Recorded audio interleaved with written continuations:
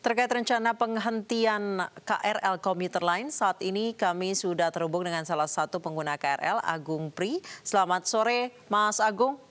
Selamat sore Mbak Anas.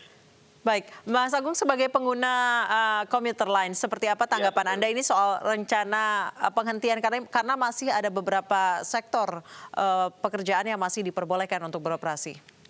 Betul Mbak, 8 sektor itu saya rasa sih masih bisa berjalan. Tapi kalau untuk sektor lain seperti kantor-kantor biasa begitu, eh, sebetulnya kami para pengguna KRL itu masih membutuhkan transportasi umum begitu. Jadi seandainya walaupun ini masih dalam skala PSBB, eh, saya rasa kami masih membutuhkan transportasi umum kok. Dan Jakarta itu sangat kompleks ya Mbak ya. Mungkin beda dengan Tangerang, Bekasi atau Depok. Jakarta itu hampir ya bisa dibilang semua masyarakat tuh dipastikan masih menggunakan transportasi umum, terutama KRL. Jadi saya rasa dampaknya nanti seandainya KRL di stop itu nggak tahu ya. Nanti masyarakat mungkin banyak yang kecewa Mbak ya. Demikian Mbak. Baik, sejauh ini kalau Mas Agung sendiri sudah work from home atau masih harus commute?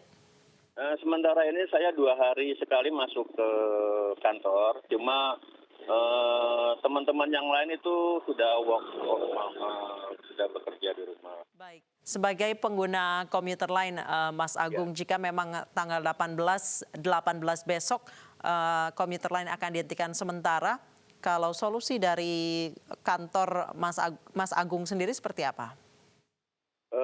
Sebenarnya sih kantor belum ada solusi ya, seperti misalkan ada shuttle ataupun antar jemput penumpang tuh saya rasa sih antar jemput karyawan tuh masih nggak mungkin kan. Soalnya ada beberapa kantor lain juga yang malah mengiming-imingi karyawannya dengan menaikkan uang makan atau menaikkan uang transport sampai sekian rupiah gitu ya, supaya karyawannya tetap masih mau masuk kerja, masih mau ke kantor. Cuma bagi kami yang perusahaan yang tidak begitu besar, yang tidak sanggup memberi fasilitas seperti antar jemput karyawan atau menaikkan uang transportasi atau menaikkan uang makan, itu sangat kesulitan Mbak. Baik, Mas Agung melihat selama masa PSBB di komuter lain, apakah terutama di jam-jam sibuk di pagi hari Ya, dan di malam hari, ya. apakah menaati aturan physical distancing ini? Sebenarnya sebagian besar pengguna KRL itu sudah berusaha untuk mentaati Mbak ya. SOP di KCI, di beberapa karyawan KCI juga sudah menerapkan standar yang cukup tinggi. Cuma saya juga berasumsi bahwa PT KCI juga cukup kewalahan saya rasa untuk memantau penumpang-penumpang. Saya rasa Pemda harus turun tangan gitu Mbak, bantu PT KCI untuk memantau para penumpang di stasiun-stasiun.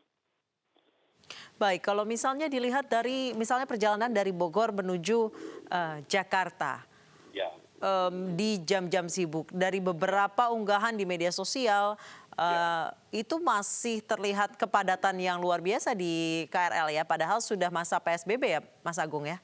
Ya betul, di stasiun keberangkatan mungkin kepala stasiun atau petugas-petugas itu sudah memberitahu kepada calon penumpang ya, bahwa kita harus social distancing, jaga jarak, pakai masker. Tapi setelah melewati stasiun-stasiun berikut, itu pengawasan mulai berkurang atau pemberitahuan mulai tidak diindahkan penumpang. Seperti kita tahu kan kalau penumpang sudah masuk ke KRL itu udah saling berebut gitu ya. Tapi saya rasa kalau para penumpang bisa menjaga diri, terus menjaga jarak, itu bisa kemungkinan kita semua masih bisa aman kok. Baik, kalau solusi dari Mas Agung sendiri sebagai pengguna KRL di masa PSBB ini seperti apa? Solusinya saya rasa sih ya yang paling saya ini kalau bisa sih ya Pemda tuh turun tangan ke kantor-kantor yang bukan termasuk sektor yang objek vital negara ya. Pemda turun tangan untuk memberitahu kepada perusahaan-perusahaan untuk tutup atau meliburkan dulu karyawannya. Jadi mungkin penularan itu bisa sedikit berkurang, Mbak. Baik, baik terima kasih Mas Agung Prit telah bergabung bersama kami di News Sore.